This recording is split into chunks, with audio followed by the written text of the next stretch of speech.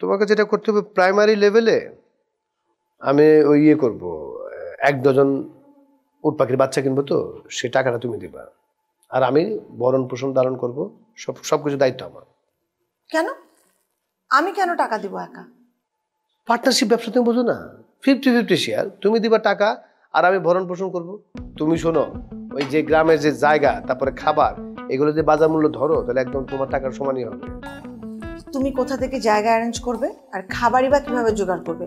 না আছে তোমার গ্রামে কোনো জমি, না আছে তোমার কোনো ইনকাম সোর্স। আমার গ্রামের লোক আছে না, তাদের জায়গা সম্পত্তি আছে না, সেখানে খামার করবো।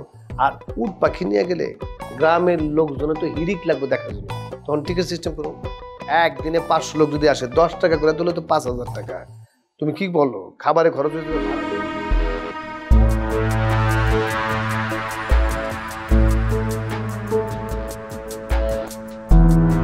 ম্যাগিও ঠিক আমার মতোই কোয়ালিটিতে কোনো ছাড় দেয় না। 7টি দেশের সেরা খামার থেকে আসে ম্যাগি নুডলসের ময়দা। মা হিসেবে এটাই আমার জন্য গিফট।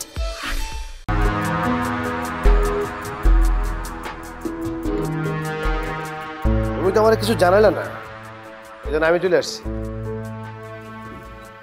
দেখো সেলিম, যখন তখন আমাকে এভাবে তুমি ডাকবে না, এটা আমি লাইক করি না। আর ওসব পাখি টাখির বিজনেস আমি করবো না। আচ্ছা, তুমি পাখি বলে ব্যাপারটাকে ছোট বলতেছো কেন? এই পাখি সম্পর্কে তুমি জানো, এই পাখি একটা মানুষের চেয়ে লম্বা। আরে এখানে লম্বা খাটো তো ব্যাপার না, তুমি এই পাখিগুলোকে কোথায় পালবে, রাখবে কোথায়? আর তাছাড়া এগুলো আনবে কোথা থেকে? আফ্রিকা? আফ্রিকা কি পাশের গ্রাম নাকি? হ্যাঁ, কি মুখের কথা? আর এই এনভায়রনমেন্টে পাখিগুলো বাঁচবে? তোমার কি মনে হয় আমি সব খবর নিয়ে তারপরে মাঠে নামছি, কাঁচা কাম করে নেবে? ভালো, নামলে ভালো, তা আমাকে কেন বলছো? ওমা, তোমাকে লাগবে না, তুমি গুড সোল। শোনো, একটা শুভ কাজে নামতেছি, তোমাকে না বলে নামবো? তুমি যদি আমার সাথে থাকো, তাহলে ব্যবসাতে তুমি তরতর করে উঠবে। শোনো, আসল কথা বলি, গ্রামে অনেক জায়গা জমি ফাঁকা পড়ে রয়েছে, সেখানে সুন্দর কইরা খামার টামার কইরা তারপরে উট পালবো। আমার একটা মহিলা আছে পরিচিত, সে সুন্দর উট পাখির বাচ্চা নিয়ে আসে, তারা যে উট পাখির বাচ্চা আনাবো। খালি বাচ্চা আনাবো বাচ্চা আনাবো বললে তো হবে না। কি খাবে এগুলোকে? বড় হবে কিভাবে? হাওয়া খেয়ে বড় হবে? আরে হাওয়া খাবে কে? কলমি শাক খাবে। গ্রামে কি কলমি শাকের অভাব আছে? কলমি শাক খায় এক একটা উট পাখির তরতাজা হয়ে উঠবে। শোনো, এক একটা যখন তরতাজা হয়ে উঠবে, থ্যাংক ইউ, তরতাজা হয়ে উঠবো, এক একটা ওজন হবে কত জানো? 80 থেকে 90 কেজি। তুমি চিন্তা করো কত মার্কিন ডলার। তা আমাকে কি করতে হবে? তোমাকে যেটা করতে হবে প্রাইমারি লেভেলে আমি ওই করব, 1 ডজন উট পাখির বাচ্চা কিনবো, তো সে টাকাটা তুমি দিবা, আর আমি ভরণ পোষণ ধারণ করবো, সবকিছু দায়িত্ব আমার।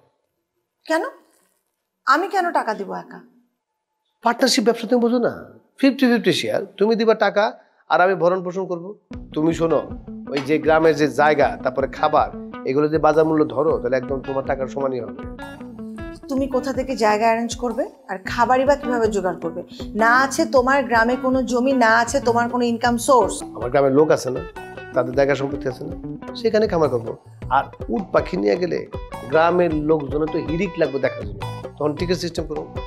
একদিনে 500 লোক যদি আসে, 10 টাকা করে তুলে তো 5000 টাকা। তুমি কি বলো, খাবারে খরচ হয়ে যাবে, ভাড়ার খরচ হয়ে যাবে। বাহ, তার মানে তো তুমি সব প্ল্যান করেই তারপরে নেমেছো। এই আসল কথায় আসছে একদম, আমি প্ল্যান করে মাঠে নামছি, তুমি আমার সাথে থাকবা, প্লিজ তুমি না করো না। আই নিড সাম টাইম, ভাবতে হবে আমাকে। সময় দিচ্ছ, বেশি সময় যাওয়া বিপদ, পরে কিন্তু সব নষ্ট হয়ে যাবে। আর এই যে মহিলা যারা যে আনাবো, সে তো পরে রাজি না হলে সে তো নাও আনতে পারে, যত দেরি করবো ততই লস। ওকে, তাহলে একটা মিটিং ফিক্স করো, তার সাথে মিট করি। এক কাজ করি না, কালকেই মহিলার সাথে দেখা করে অর্ডার দিতে। আচ্ছা দেখো, কথা বলে দেখো। তাহলে টান, কালকে ওর সাথে কথা বলছি, এখানেই বসি। দেখো তার সাথে কথা বলে সে কি বলে, আর আমাকে একটা আইডিয়া দিও, মানে কেমন টাকা পয়সা লাগতে পারে। কি খাবা?